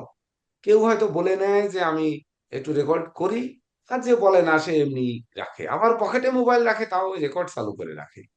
এটি হচ্ছে অন্য জায়গায় যে বলার জন্য। কিন্তু আপনার নতুন অবস্থায় ধরুন এমন কিছু বেফাস কথা যদি বলে ফেলেন, সেটি যদি প্রকাশ হয়, তো আপনাদের ক্ষতি হতে পারে। তাহলে আমাদের দেখতে হবে আজকের দিনে আমাদের কাছে কি ধরনের লোক আসবে, এটি আমাদের একটু জানার দরকার। যদি আমাদের যেহেতু রাশি অধিপতি হচ্ছে মঙ্গল, মঙ্গল কিনা ব্যস্ত হয়েছে, মানে ব্যয়, মঙ্গল কিনা ক্ষতিগ্রস্ত হয়েছে দ্বাদশে ব্যয়ের ঘরে, যে ঘর রাজদণ্ড দেয়, যে ঘর আমাদের চোখের ঘুম কেড়ে নেয়, যে ঘর আমাদের ভ্রমণ নিষ্ফল করে, যে ঘর আমাদের মানে প্রয়োজনীয় জিনিসপত্র নষ্ট করে, যে ঘর দারিদ্র দশা ডেকে আনে, যে ঘর পাপ কাজে লিপ্ত করে, যে ঘর হচ্ছে দাম্পত্য বিচ্ছেদ ঘটায়, যে ঘর শোক দেয়, সন্তানদের আচরণে মনোকষ্ট দেয়, যে ঘর হচ্ছে বন্দি জীবন যাপন করে, সেটি হচ্ছে 12 নম্বর ঘর। সেই 12 নম্বর ঘরে বসে আছে, কিন্তু সে দুর্বল হয়ে 12 নম্বর ঘরে। তো দুর্বল হয়েছে বলে যে সে গোপনে কিছু করতে পারে না, এটি কিন্তু মাথায় রাখতে হবে। গোপনে সে কিছু করলে করতে পারে, বুঝতে পেরেছেন? ওই যে আমি বললাম আমার তো কোনো ইগো নেই, আমার ওই ধুর, বড় ছোট ভেদাভেদ নেই, আমি মানুষকে সম্মান দিতে পারি না, এই জন্য আমি সম্মান পাই না, এটা আমি বুঝি। তো এই যে আমার নেই, মানে আমার আর বেল পড়লে কিছু যাবে আসবে না। অথচ কালকে নোটিশ দেওয়ার পরে আমার উচ্চতর ব্যাচের অনেকেরই যোগদান করার কথা উচিত ছিল আজকের ক্লাসে, কিন্তু করেনি। তাতে কি যাবে আসবে? গাছে বেল পাকলে কাকের কিছু যায় আসে? দরকার নেই তো। আমরা তো জ্যোতিষশাস্ত্রী পেয়ে গেছে অলরেডি, আপনারাও জ্যোতিষশাস্ত্রী পাবেন, পরীক্ষা দিলে প্রত্যেকেই শাস্ত্রী পাবে। যারা উচ্চতর ব্যাচে পরীক্ষা দেবে প্রত্যেকে সম্রাট পাবেন, জ্যোতিষ সম্রাট, এটা তো পেয়ে গেছেন। তাহলে আর দরকার কি এই বকবকানি শোনা? তবে দেখতে হবে যে আমার মেষ রাশি আজকে যদি কেউ আসে, তাহলে সে কিসের জন্য আসবে? মঙ্গলের কারকতার উপর নির্ভর করে সেই লোক আসবে। এই ব্যক্তিটি আসবে সে মঙ্গলের কোনো কারণে। তাহলে মঙ্গলের কারণগুলো কি হতে পারে? মঙ্গলকে আমরা জানি যে মঙ্গলের কাজ হচ্ছে সৈন্য, সেনা, রাষ্ট্রকে যারা নিয়ন্ত্রণ করে। তো রাষ্ট্রকে নিয়ন্ত্রণ করতে বা চাকরি নিয়ে ঝামেলা, বা ধরেন রাষ্ট্র সংক্রান্ত ঝামেলা নিয়ে সে আসতে পারে। সে মামলা মোকদ্দমা নিয়ে আসতে পারে, যেহেতু অষ্টম ভাব, সে ব্যস্ত হয়েছে, সেই ধরনের ব্যাপার নিয়ে আসতে পারে। এমনকি দুর্ঘটনা, রক্তপাত, এই ধরনের ব্যাপার নিয়ে আসতে পারে। তারপরে ধরেন জমি জমা, যেহেতু ভূমির কারক মঙ্গল, ভূমিপুত্র মঙ্গল, এগুলো নিয়ে আসতে পারে। ঘরে আগুন লেগেছে, ঘরে আগুন মানে কোন আগুন? খালি আগুন লেগে মেজের কাঠির আগুন জেলে ঘর পড়েছে তার জন্য না, ঘরে আগুন লাগা মানে একজনের মন্ত্র আরেকজনের কানে যে একটা প্রবল শান্তি শুরু হয়েছে, সেটি হতে পারে। এই ঘরে আগুন লাগা হতে পারে, এমনকি কোনো কারো দ্বারা আক্রমণ হয়েছে, শত্রু দ্বারা আক্রমিত হয়েছে, তার জন্য আপনার কাছে আসতে পারে। আর কি আসতে পারে? সে তার শরীর স্বাস্থ্যের চিকিৎসা জনিত কারণ, যে রোগ ব্যাধি সারছে না, আমার কবে সারবে, এটি শোনার জন্য আসতে পারে। এমনকি বিশেষ করে শুধু তার একার খাদ্য নয়, জাতীয় খাদ্যের ব্যাপার নিয়ে আসতে পারে। কেন জাতীয় খাদ্যের ব্যাপার নিয়ে আসতে পারে? এখানে হচ্ছে ধনভাব, মানে আপনি পরিবারের কর্তা হতে পারেন, কর্তাজনই আসবে, তার সন্তানজন আসবে না। মেষ রাশির তার বাবাই আসবে এদিন। আসতো যদি পুত্রপতি মানে পঞ্চমপতি, সে কিনা যদি আপনার রাশিতে থাকতো, তাহলে ওই জায়গার পিতা আসতে পারতো, বা সন্তান আসতে, পুত্র সন্তান আসতে পারতো, বা তার পিতা দাদু আসতে পারতো। এখানে সে স্বয়ং নিজে আসবে, নিজেই হচ্ছে সে ওই সংসারের কর্তা। দেখবেন যে ব্যক্তি আসছে মেষ রাশির আজকের দিনে যদি কেউ আসে, ওই ব্যক্তি কর্তা। তার বাবা আছে, ওদিকে পুত্র সন্তান ও অ্যাডাল্ট আছে, কিন্তু তারা আসছে না। তারপরে কি হবে? যে জাতীয় ব্যাপার, জাতীয় ব্যাপার মানে কি? উনার পরিবারের জাতীয় ব্যাপার, মানে সবার ব্যাপার নিয়েও উনি আলোচনা করতে চাইবে। অথচ আসছে উনি হাত দেখাতে। উনি বলবে আমার বাবা কেমন আছে, আমার সন্তান কেমন আছে, আমার ব্যবসা কেমন আছে, আমার কর্ম কেমন আছে, বহুবিধ প্রশ্ন করতে পারে। কেন করবে? কারণ জাতীয় সমস্যা আমার ঘর থেকে বিচার, মঙ্গল বিচার করে। তাহলে জাতীয় সমস্যা মানে ওনার ঘরের সমস্যা। সে জীবন সঙ্গী হতে পারে, সন্তান সন্ততি হতে পারে, এমনকি বাবা মা হতে পারে, বাবা মা অসুস্থ তা হতে পারে। এই যে দিকগুলো হবে, শুধু মঙ্গল দিয়ে বিবেচনা করলে কিন্তু হবে না। মঙ্গল দ্বাদশে রয়েছে, সেটি কিন্তু হবে না। একই সঙ্গে বিচার করতে হবে হুম, এই লগ্নের পঞ্চমপতি রবি, সে ব্যস্ত হয়েছে। এই লগ্নের তৃতীয় ষষ্ঠপতি, সে ব্যস্ত হয়েছে। তাছাড়া ধরেন এই লগ্ন এবং রাশি অষ্টমপতি, সে ব্যস্ত হয়েছে। আবার আপ শনি দশম এবং একাদশ পতি, সে ব্যস্ত হয়েছে। অর্থাৎ আয় করছি তার আগে ব্যয় হয়ে যাচ্ছে। আবার একাদশ ঘর আমি যেটা পাবো, বা ওই লোক যেটা পাবে, আপনাকে যে হাত দেখাবে সে আপনার দ্বারা তুষ্ট হবে না। কেন হবে না? কেন হবে না? সেটি হচ্ছে একাদশে রাহু। রাহু বসে একাদশে আছে রাহু তো। ঝটকা ফল দেয়, কিন্তু সে প্রাপ্তি প্রত্যাশার ঘর হচ্ছে একাদশ ঘর। সেখানে স্বয়ং রাহু বসে আছে। রাহুর নক্ষত্রে বসে আছে শক্তিশালী হয়ে, আনন্দে। যদি নিতে হয়, তার মনে আনন্দ দিয়ে তার কাছ থেকে টাকা নিতে হবে, জোর করে নিতে পারবেন না। ওই যে রিক্সাওয়ালা, রিক্সা ভাড়া 20 টাকার জায়গায় 30 টাকা নিতে গেলে তাকে বলতে হবে যে বাবা যদি 10টা টাকা দিতেন, আমি আজকে কোনো ইনকাম হয়নি, যদি 10টা টাকা দিতেন, তাহলে কিন্তু দেবে। আর ওই রিক্সাওয়ালা যদি বলে যে এই না, এখানে 30 টাকা ভাড়া, আপনি 20 টাকা দিচ্ছেন, তো বলবে এই তোরা কে কে বলেছে যে 30 টাকা ভাড়া? তুই ডাক আর 5 জনকে রেখে শোন, আমি 20 টাকা বেশি দিতে পারবো। কারণ ওই রাহু, কিন্তু ওই রাহুর উপরে বৃহস্পতি কিন্তু দৃষ্টি দিয়েছে, এটি কিন্তু লক্ষ্য রাখতে হবে। তো বৃহস্পতি দৃষ্টি দিয়ে একেতে আনন্দরত রাহু, তার উপরে বৃহস্পতি দৃষ্টি দিয়ে তাকে শান্ত করেছে। তো এই যে প্রাপ্তি এবং প্রত্যাশা আমার যেটি রয়েছে 11 নম্বর ঘর, সেটি হচ্ছে ব্যবসায় লাভবান, এমনকি আয় উপার্জন, কামনা বাসনা, সাধন ভজনা, সিদ্ধি লাভ, জ্ঞান গরিমা, সক্ষতা, এগুলো সব মুখস্থ রাখতে হবে। কর্মফল, যানবাহন, জামাই, মানে মেয়ে জামাই, তারপরে মিত্র, পুত্রবধূ, মানে এই সব জিনিসগুলো যে রয়েছে। তো এই জিনিসগুলো আমাদের পাবো কিনা, বৃহস্পতি দৃষ্টি দিয়েছে, তার জন্য আমরা পেতে পারি। বৃহস্পতির নক্ষত্রে দৃষ্টি দিয়েছে, তখন কিনা আমাদের আসতে হবে। বৃহস্পতি শুভকারক গ্রহ, সে তৃতীয় ভাবে বসে আছে। আমি যদি ধৈর্য ধারণ করি, আরেকটু বসে থাকি, ওই রিক্সাওয়ালা যদি আরেকটু দাঁড়ায় থাকে, দিলেন না বাবু,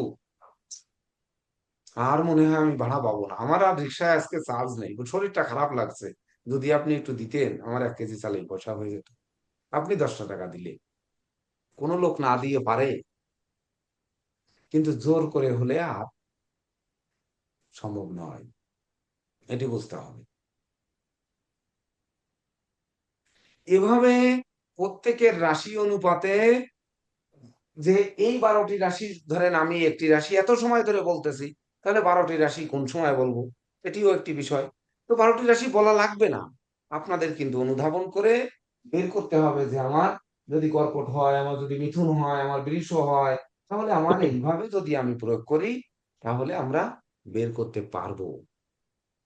তাহলে স্যার কারোর রাশি যদি তুলা হয় তাহলে সেই হিসাবে শুক্র আজকে ইয়ে ইয়ে ইয়েতে বসে আছে, সপ্তমে বসে আছে, তাই তো? প্রথম ঘর অনুযায়ী। তাহলে আমার রাশি অধিপতি আর অষ্টমপতি সপ্তমে বসে আছে, ওদিকে রাজ্যকারক গ্রহ শনি কিনা ষষ্ঠে বসে আছে, ষষ্ঠে চতুর্গ্রহ দোষ যোগ, পঞ্চমে কিনা কি রাহু বসে আছে। তাহলে কি হবে না হবে সেই অনুযায়ী বলতে হবে, আপনার তুলা রাশি আপনাকে সাজাতে হবে।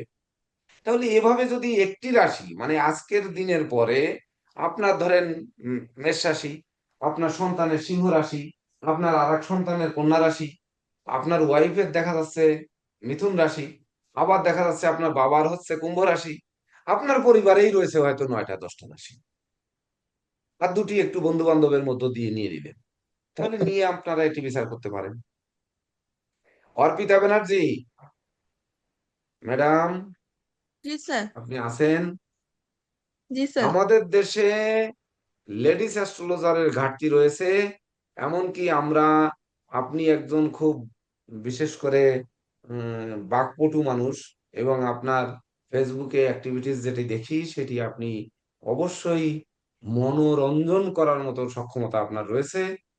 তো আপনি ভিডিও অফ করে বসে থাকলে আমরা যে টকশো পদ্ধতি চালু করেছি, ক্লাস সামনে পরীক্ষা, আপনি আদৌ বুঝতেছেন কি বুঝতেছেন না, অনেক ক্লাস আপনি করেননি, সেগুলো কভার করেছেন কিনা, পরীক্ষা দিবেন কিনা, না মাঝপথে ধরে যাবেন কিনা, আসলে আমরা শেষ পর্যন্ত আপনাকে পাচ্ছি কিনা, এই ধরনের অনেক প্রশ্ন আমাদের মনে জেগে যায়।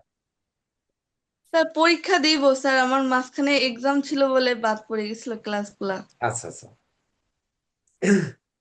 আহ, যাই হোক, এক্সাম যেহেতু ওটি হচ্ছে মূল বিষয়, তো আগে মেরুদণ্ডকে ঠিক রাখতে হবে। এক্সাম হচ্ছে মেরুদণ্ড, আর আমাদের এগুলো তো শাখা পোশাকে একটু একটু কোনো রকমে নখের মতো একটু জায়গা, তো এই জায়গায় গুরুত্ব কম দিলেই হবে। তথাপিও গুরুত্ব তো দেন, 3 ঘন্টা, সন্ধ্যায় 3 ঘন্টা, 6 ঘন্টা, তো 7 দিনের 24 ঘন্টা গুণ 7, তার ভিতর থেকে 6 ঘন্টা এখানে সময় দেন। সেই 6 ঘন্টা দিলে মনোযোগ সহকারে দিয়েন, কারণ এই পরীক্ষার আগে আমরা আর আপনাদের সঙ্গে এমন কোনো কথাবার্তা আমরা বলতে চাই না, কারণ পরীক্ষার পরে অনেকে হয়তো পরের ব্যাচ, উচ্চতর ব্যাচ করবেন কি করবেন না এটাও আমরা জানি না। তো উম, বুঝতেছেন কিনা এটাও আমি বুঝতে পাই না, এই জন্য বলি যে আপনারা ভিডিওটা একটু অন করে রাখবেন। আচ্ছা, যাই হোক, তাহলে আমাদের দৈনিক নিয়ে আর কোনো বিষয় রয়েছে? টিটু দাস স্যার, আপনি একটু সহযোগিতা করে দেন, ওনাদের একজনের রাশি শুনিয়ে, যে কোনো একজনের রাশি শুনিয়ে। আমাদের টিটু দাস স্যার যেহেতু জেকে দেব স্যার নেই, নীরজ স্যারের শরীর অসুস্থ, নীরজ স্যার নেই, তো তথাপিও টিটু দাস স্যার একজনের রাশি শুনিয়ে 5 মিনিটের মধ্যে একটু তার রাশিতে কি হতে পারে আজকের দিনে সেটি একটু ব্যাখ্যা দিয়ে দেন। অবশ্যই চেষ্টা করবো। স্যার আমার কন্যা রাশিটা বল। স্যার আমার ঘরে রাখি স্যার। আগে যে বলেছে সেটি বলুন, সিংহ যিনি রাশি, কন্যা বলেছে ওইটা দিয়েই শুরু করুন। বলরাম বাবু, হ্যাঁ স্যার আমার। বলরাম বাবু, বাবু আপনি হ্যাঁ বলেন স্যার, কি রাশি? আমার এই কন্যা রাশি। কন্যা রাশি। কন্যা রাশি হ্যাঁ, হলে আজকে প্রথমে দেখতে হবে কন্যা রাশির আপনার চন্দ্র কোথায় আছে, প্রথম দেখতে হবে চন্দ্র কোথায় আছে। পঞ্চমে। পঞ্চমে। চতুর্থে, চতুর্থে চন্দ্র আছে না, চতুর্থ, চতুর্থে, রাশি শুরুতে। অধিপতি বুধ চতুর্থ আছে আছে স্যার, নীচস্থ চতুর্থ হয়ে স্যার। সপ্তমী। হ্যাঁ, চতুর্থ আছে স্যার। কন্যা রাশি চতুর্থে চন্দ্র আছে। প্রথম দেখবেন চন্দ্র আছে চতুর্থে। চন্দ্রের আচ্ছা উপরে কার? চতুর্থে চন্দ্র আছে, চতুর্থ ঘর থেকে সাধারণত চন্দ্র যেহেতু চতুর্থ আছে এবং আচ্ছা চন্দ্রের উপরে বৃহস্পতির দৃষ্টি আছে, যদিও লগ্ন সাপেক্ষে বৃহস্পতি পাপ, তথাপিও চন্দ্রের চতুর্থে এই অবস্থানে দেখবেন। আর দেখবেন লগ্নপতি কোথায় আছে। এই লগ্নপতি কিন্তু সপ্তমে, সপ্তম থেকে আপনার লগ্নকে কিন্তু হিট করছে, মানে লগ্নটারে তুঙ্গ করছে, মানে নিজের ঘরটা তো নিজে সবাই দেখে থাকে। আর চন্দ্রের উপর দেখেন বৃহস্পতি যতই লগ্ন সাপেক্ষে পাপুক, চন্দ্র বসে আছে আপনার দশমী নি হ্যাঁ হ্যাঁ স্যার, দশমে। দশমী থেকে বৃহস্পতি চন্দ্রের উপর দৃষ্টি দিছে, যদিও শনিরও দৃষ্টি আছে। শনির দৃষ্টি থাকলেও তারপরও এটা এই শনির এই না স্যার, শনি পঞ্চমপতি আগে, শনি তো নাই। আগে তো পঞ্চমপতি, তারপরে এই, এই ষষ্ঠপতি। তো এই শনির দৃষ্টিটা বৃহস্পতি দৃষ্টিতে কিচ্ছু করতে পারবে না। আচ্ছা, চতুর্থে যদি চন্দ্র থাকে তখন আপনারা হিসাব করবেন। চতুর্থ ঘর থেকে আমরা যেহেতু চন্দ্রের উপরে শুভ দৃষ্টি আছে বৃহস্পতির, চতুর্থ ঘর থেকে আমরা কি কি শুভ জিনিস আজকে আপনি ধরেন ছোটখাটো ভ্রমণ, এটা আপনি আজকে যদি করেন সাকসেস হবেন। আহ, ধরেন বৃহস্পতির দৃষ্টি থেকে যে বিষয়গুলি আছে, আহ, এবং গুরুজন থেকে আপনারা আশীর্বাদ পাবেন এবং বাড়িতে আনন্দ টানন্দ হবে। এবং এমনকি আমরা চতুর্থ ঘর থেকে কোমল শিশু নির্ণয় করি, বাড়িতে নতুন কোমল শিশু আগমন হতে পারে। মানে আজকে চতুর্থ চন্দ্র আছে, মনে রাখবেন আজকের দিনটা আপনার জন্য খুবই খুবই ভালো। এবং সবচেয়ে ভালো এই ধরেন চন্দ্র বসে আছে আপনার ভাগ্যবতী নক্ষত্রে, শুক্রের নক্ষত্রে। তো এই এই এই শুক্র কিন্তু 20 নম্বর যে পূর্বসারা শুক্র চন্দ্র নক্ষত্র আছে, এই শুক্র কিন্তু চন্দ্রকে ডিস্টার্ব করবে না, যদিও অষ্টমে আছে। তারপরেও এই যেহেতু ভাগ্যবতী, হ্যাঁ, এই এই আচ্ছা চন্দ্র কিন্তু সাহায্য করে যাবে। আজকে আপনার বাড়ির ঘরের মধ্যেও একটা আনন্দ মুহূর্ত থাকবে। ঠিক আছে, মানে সাধারণত দেখবেন আহ সাধারণত একটা বিষয় লক্ষ্য রাখবেন, রাশি ক্ষেত্রে সবসময় লক্ষ্য রাখবেন, চন্দ্র যদি ওরই গৃহে থাকে, আপনার হুম। ধরেন কন্যা রাশি, এবার যদি এটা ষষ্ঠেতে থাকে, ষষ্ঠেতে আচ্ছা থাকলেও দেখতে হবে কোন নক্ষত্র আছে, এবং সেই নক্ষত্রের অধিপতিও যদি ওরই গৃহে থাকে, তাহলে কিন্তু এই চন্দ্র আপনাকে ডিস্টার্ব করে যাবে। মানে ওই দিন এই রোগ সুখ নিয়ে চিন্তা ভাবনা যেগুলি আছে, মানে এই অস্ত্র শস্ত্র চিটিং বাজের নেগেটিভ যে বিষয়গুলি আছে, ষষ্ঠ স্যার, অষ্ট দ্বাদশে দ্বাদশ। যে কোনো রাশির, শুধু আপনার রাশি না, যে কোনো রাশির যদি ওই তার রাশিটা ষষ্ঠ অষ্ট দ্বাদশে থাকে, এই দিনটা খুব গুরুত্বটা দেখবেন। বিশেষ করে কোন নক্ষত্রে বসে আছে, এবং নক্ষত্রটা যদি লগ্নের, যদি এবার নক্ষত্র যদি আপনার লগ্নের সাপোর্ট করে, ধরেন নক্ষত্রে বসে আছে আপনার নবমে, তখন যতই ষষ্ঠে বসে থাকুক চন্দ্র, নক্ষত্র অধিপতি যদি নবমে থাকে বা দশমে থাকে, বা কারুর যদি আহ শুভ গ্রহের দৃষ্টি থাকে, বৃহস্পতির মতো শুভ গ্রহের দৃষ্টি থাকে, ষষ্ঠে যতই নক্ষত্রে থাকুক, যতই রূপ শুকুক, ওই বৃহস্পতির দৃষ্টিতে এবং নক্ষত্রে যে চন্দ্র যে নক্ষত্রে বসে আছে, নক্ষত্রের অধিপতি যদি নবমে দশমে একাদশে পঞ্চমে শুভ গ্রহে বসে থাকে, তারপরে কিন্তু যতই ষষ্ঠে চন্দ্র বসে থাকুক, খানিকটা হলো মুক্তি পাবেন। একইভাবে অষ্টম দ্বাদশ ঘর এই সাধারণ পদ্ধতিতে বিচার করবেন। আর বিচার করবেন যে গ্রহগুলি ধরেন এই মানে ওই বেশি পরিমাণ দিন থাকে, যেমন দৃঢ়গতিতে যে গ্রহগুলি চলে, দৃঢ়গতিতে যে শনি। বৃহস্পতি, হ্যাঁ, শনি, রাহু, শনি। কেতু, হ্যাঁ, হ্যাঁ, এই গ্রহগুলির দৃষ্টি আছে কিনা প্রথম দেখবেন। তারপরে ওই বুধ, শুক্র, মঙ্গল, এগুলো চন্দ্র তো ইয়ে আছেই, বুধ শুক্র মঙ্গল ওর দেখবেন। তো বিশেষ করে আপনার এই চন্দ্রের রাশিতে রাজযোগকারী গ্রহের দৃষ্টি আছে কিনা, এবং রাজযোগকারী গ্রহটা আপনার লগ্ন সাপেক্ষে শুভ না মারক না শুভ অবস্থানে আছে কিনা, এটাও দেখতে হবে। যদি আবার ধরেন এই চন্দ্রের মধ্যে, আমি জাস্ট একটা উদাহরণ দিয়ে বলি, আপনার এই চন্দ্রের মধ্যে যদি ধরেন তৃতীয় পতি অষ্টমপতির দৃষ্টি থাকতো, মঙ্গলের যদি দৃষ্টি থাকতো, তখন কিন্তু এই তৃতীয় অষ্টম ঘরে একটা নাড়াচাড়া চন্দ্রের মধ্যে এটা পড়তো। হ্যাঁ, তো এখানে এই চন্দ্রের মধ্যে আজকে চতুর্থ আছে, সুতরাং আজকের দিনটা আপনার জন্য মনে রাখবেন বন্ধু বান্ধব, সামাজিক ভাব, পারিবারিক বা সবার থেকে সহযোগিতা পাবেন। এবং বসে আছে এটা বৃহস্পতির দৃষ্টি নিয়ে, তাইলে আপনার গুরুজন থেকেও আপনার সহযোগিতা পাবেন এটা আজকে। এবং আপনার আপনার রাশিতে আহ, থাকুক মঙ্গলের আপনার এই রাশি কন্যা রাশি থাকুক মঙ্গলের দৃষ্টি। মঙ্গল তো এই এখানে বসে আছে এই শনি নক্ষত্রে, এবং রাহুর দৃষ্টি দিয়া মঙ্গল অশান্ত আপনার রাশি এই কন্যা রাশিতে থাকুক, আপনার লগ্নকে বেশি আজকা আহ, এই মঙ্গল যতই বুধের শত্রু মনে করুক, এই মঙ্গল বুধের কিছু করতে পারবে না।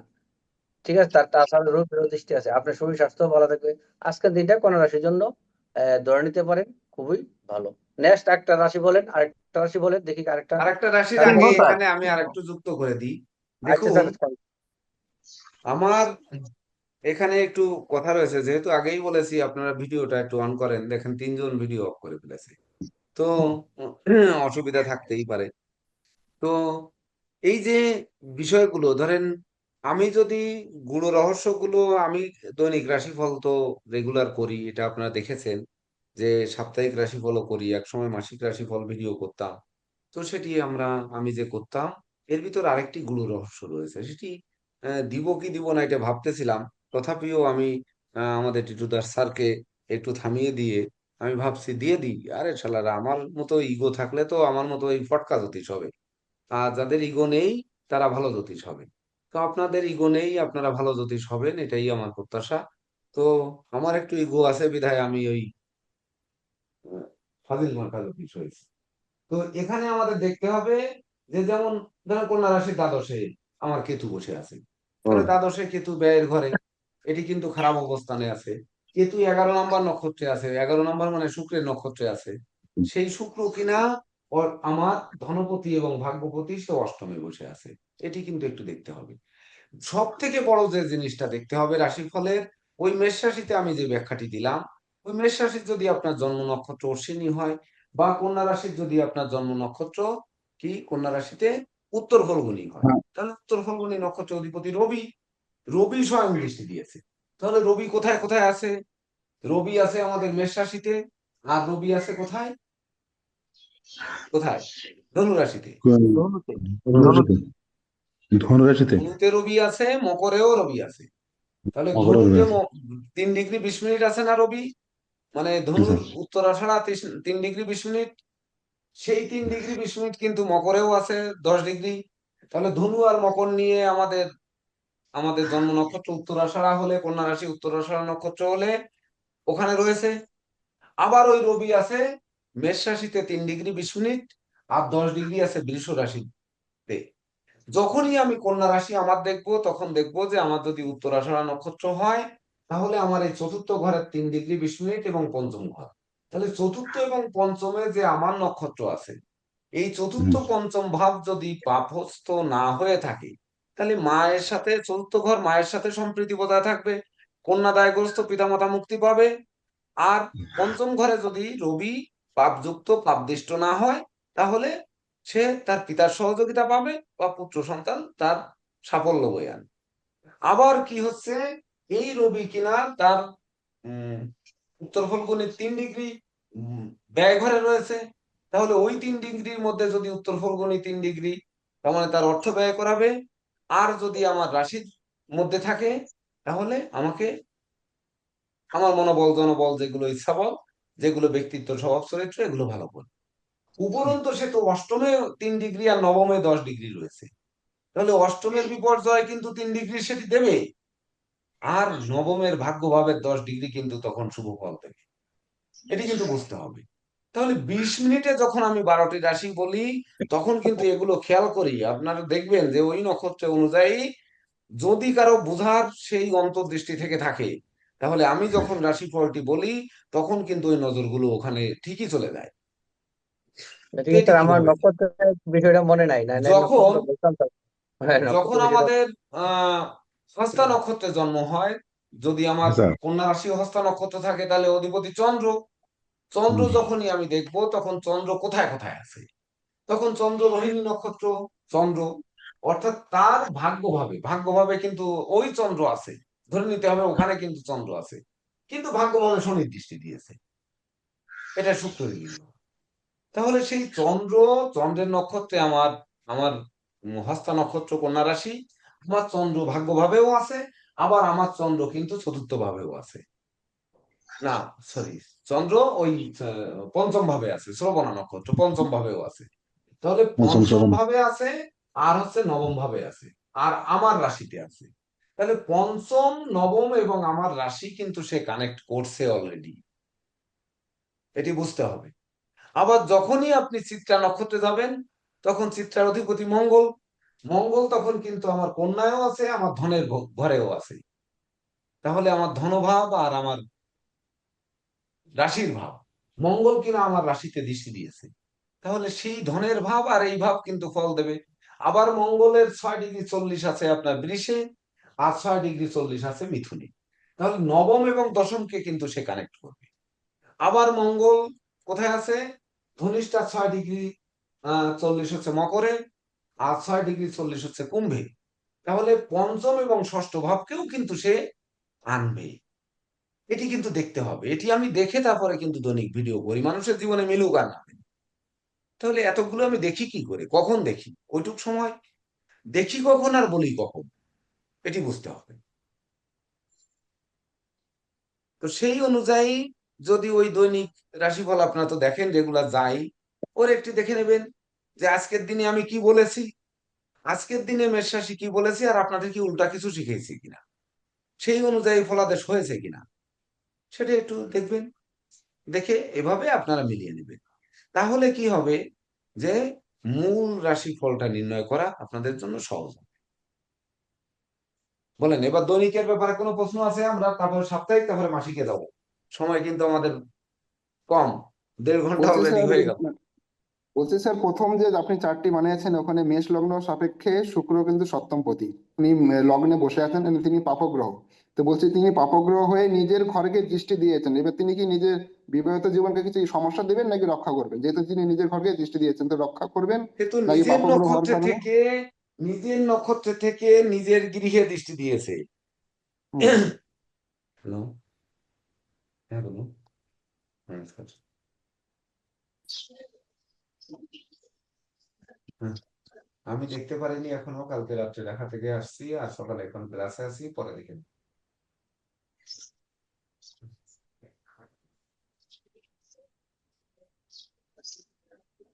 দরকার নেই, ওটা দরকার নেই, ওটা দরকার নেই, ওটা দরকার নেই। আমার প্রয়োজন হলে ফোন দিবি, রাখলাম। তো তখনই কিন্তু আপনাদের ওই যে কথা বিষ্ণু মহন্ত বাবু বললেন, ওটি কিন্তু এই নক্ষত্রের অবস্থান অনুযায়ী ওই ঘরগুলোতে সঙ্গে সঙ্গে নজর দিতে হবে। তাহলে কি করতে হবে? আপনাদের এই নক্ষত্র সমন্বয়ে একটি চার্ট চোখের সামনে খাড়া করে রাখতে হবে। দেখতে হবে। সহজ ব্যাপার, যে আমরা রাশি অধিপতি জানি, রাশি অধিপতি কে কোথায় আছে, তার শত্রু মিত্র জানি, মুখস্থ জানি। নক্ষত্র অধিপতি যদি মুখস্থ না থাকে, তাহলে ওটি একটি লিখে সামনে চোখের সামনে রেখে দিতে হবে। তাহলে ওই দিয়ে চর্চা করতে করতে দেখবেন এক সময় আপনার হয়ে গেছে। তো এখানে কি হবে স্যার, হৃদয় একটু নন্দী বলে দেন বাবু, মানে হৃদয় বাবু, সবাই ভিডিও স্যার অন রাখুন, কিন্তু আপনি অফ রাখছেন কেন? স্যার আপনি একটু কেন ঘন অসুবিধার ঘন কারণ, অফ করছেন? হ্যাঁ, স্যার একটু অসুবিধা হচ্ছে, এই একটু সেরে নিচ্ছি স্যার। কি? একটু মানে অসুবিধার কারণে রেখেছি, ভিডিও কিছুক্ষণের মধ্যে স্যার ভিডিও অন করে ফেলবো স্যার।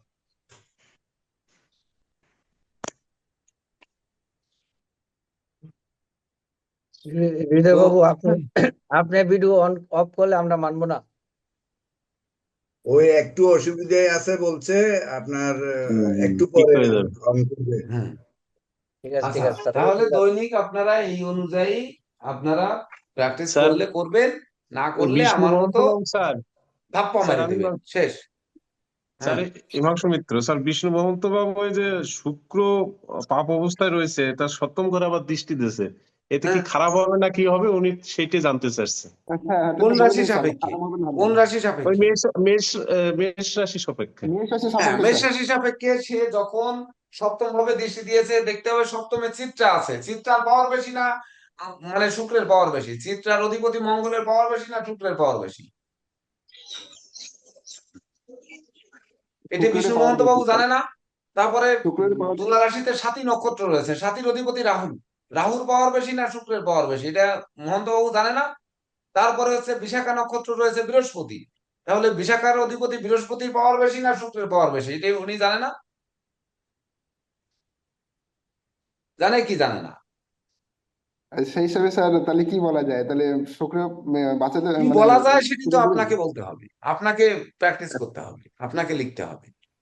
যেমন আপনি আমাকে মেসেজ দিয়েছেন যে স্যার আমি ইন্ডিয়ায় পরীক্ষা দেব, আমি বাংলাদেশে দেবো কি দেবো না, মানে দেবো না আর কি, আপনি দেবেন না ধরেন, হ্যাঁ আপনি দিয়েন না, সমস্যা নেই তো।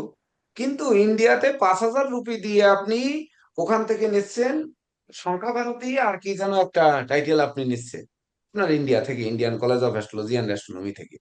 আরে বাংলাদেশে পরীক্ষা দিয়ে বাংলাদেশি 2,500 টাকা, মানে আপনার ইন্ডিয়ান 1,800 বা 1,900 টাকা। 1,900 টাকা একটি গোল্ড মেডেল পাচ্ছেন, গোল্ড মেডেলটার দাম 1,100 টাকা, যে আমরা যে মেডেলটা দিই।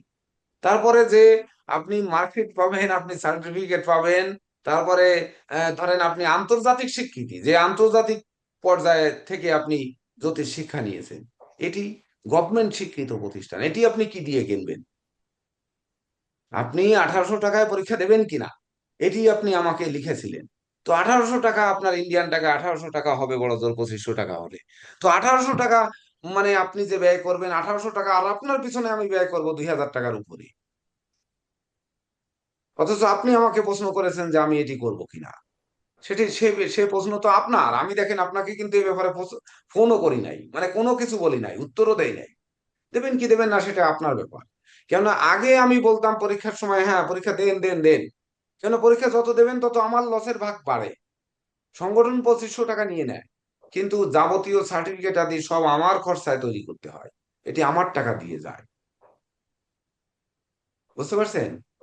তাহলে এটিও কিন্তু আপনার বুঝতে হবে। আমি তো বলেছি যে আমার মতো চন্ডাল হইলে, আমার মতো ঝটকাট জ্যোতিষী হবেন, ফাটকাবাজ জ্যোতিষ। আপনারা একাগ্র চিত্তের মানুষ, আপনারা অবশ্যই সূক্ষ্মভাবে শিখবেন। কিন্তু দৃষ্টি দিয়েছে কিনা, পাপ গ্রহ দৃষ্টি দিয়েছে, আপনিই তো বোঝার কথা, এত ক্লাস করে আসছেন, আপনার বোঝার কথা না যে আমার তুলায় যে দৃষ্টি দিয়েছে সেটি তার নিজ গৃহ, নিজ গৃহে নিজের ঘর নিজে পোড়াবে না, এই কথা আমরা বারবার বলেছি।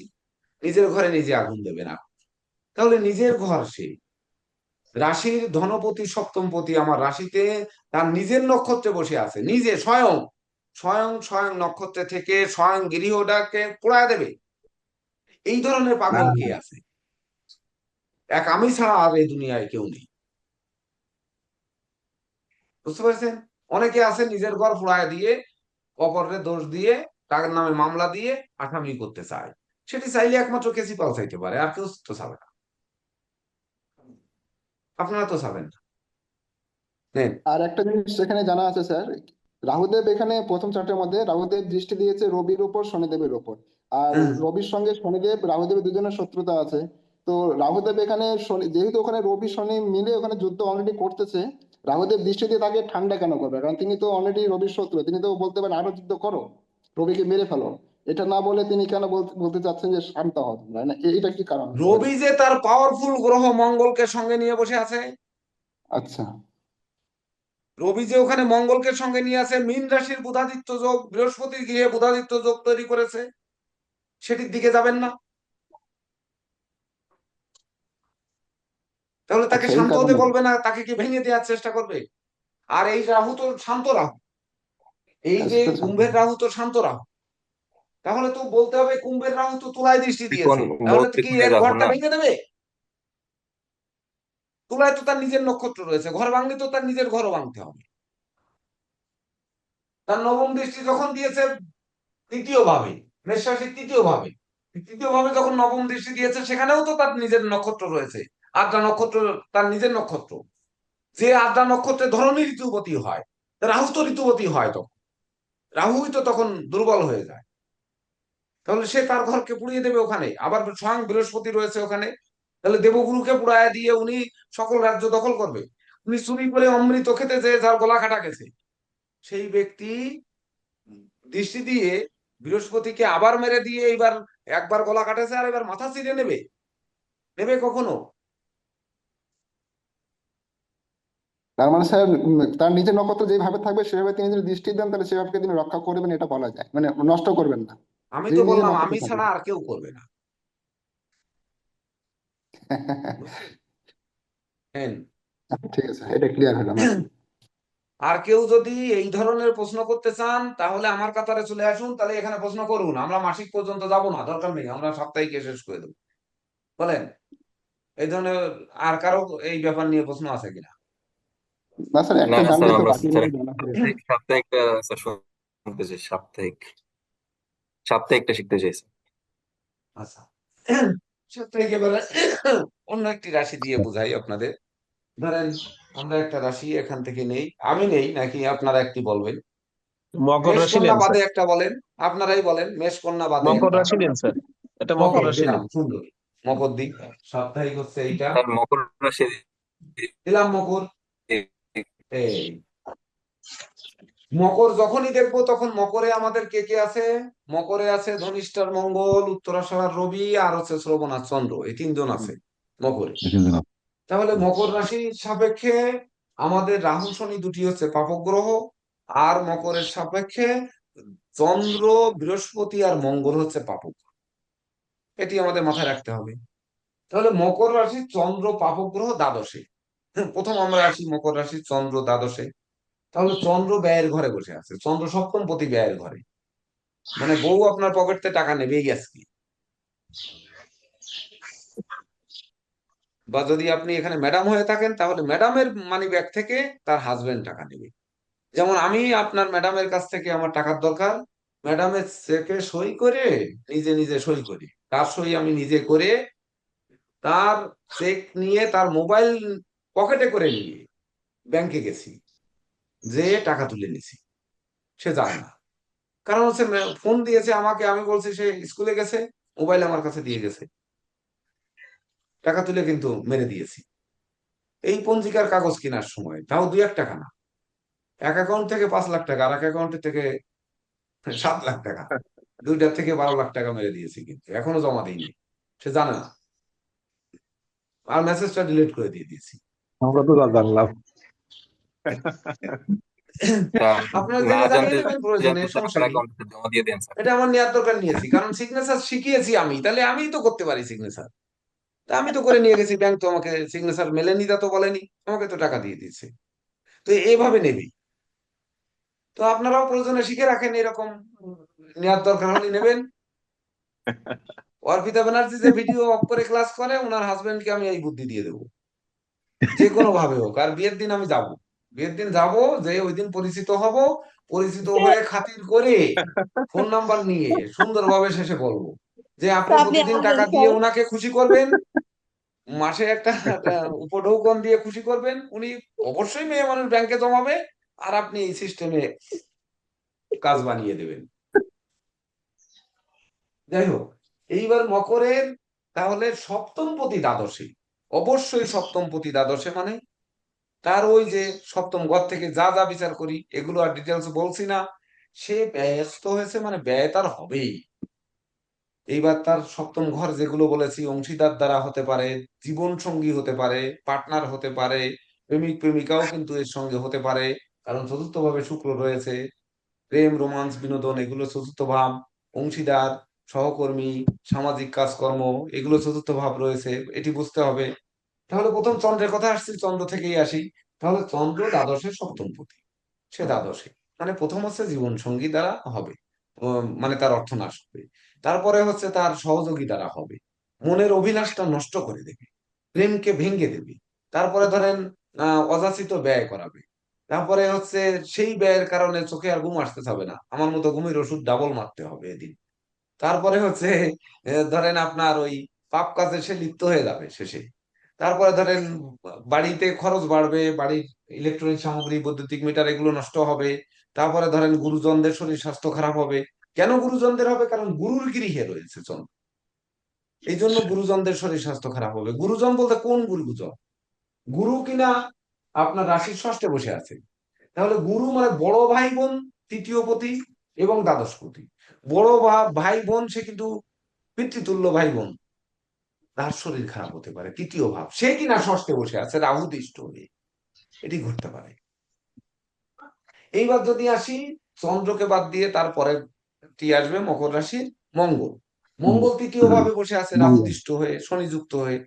তাহলে মঙ্গল চতুর্থপতি, মানে মিত্র দ্বারা ধন সম্পদ নষ্ট হতে পারে, জমি জমা বিরোধ হতে পারে, সেটি আপনাকেই মীমাংসা যদি আপনি না করেন তাহলে ঘটনা ঘটে যেতে পারে। ওই মঙ্গল আবার আয়পতি, আমার আয় উপার্জনের পথ বেঁধে দিতে পারে, মানে আটকে যেতে পারে, আয় কম ব্যয় বেশি হতে পারে। তখন কিন্তু আপনার ওই মঙ্গল পাপস্থের কারণে সে কিন্তু আর ভালো রেজাল্ট দিতে পারবে না। তারপরে আসি মকর লগ্নের বৃহস্পতি, আর একজন পাপক গ্রহ, সে ষষ্ঠে বসে আছে। ওই যে ষষ্ঠ ঘর, রিপু ঘর। তাহলে ষষ্ঠ ঘর থেকে কি বিচার করি? রোগ, শত্রু, তারপরে হচ্ছে ভয়, অস্ত্র শস্ত্রে কাটাকাটি, তারপরে ধরেন অপমান অপদস্থ, প্রতিযোগিতা। দেখা গেল লটারি কাটলেন, বাজি ধরলেন, এই বাজি ধরা, লটারি ধরা, এতে আহ, ই হলো, মানে টাকা নষ্ট হলো, এটি হতে পারে। তাছাড়া ধরেন অপরে নিন্দা করতে পারে, পরনিন্দা, বিপদ আপদ আসতে পারে, আকস্মিক বিষাক্ত কীট পতঙ্গে দংশন করতে পারে বৃহস্পতি। আহ, কারণ সে 7 নাম্বার নক্ষত্র, আদ্রা নক্ষত্রে, রাহুর নক্ষত্রে, রাহু ধনভাবে। তাহলে ধন ক্ষয় তার করবেই, এ ব্যাপারে কোনো দ্বিমত নেই।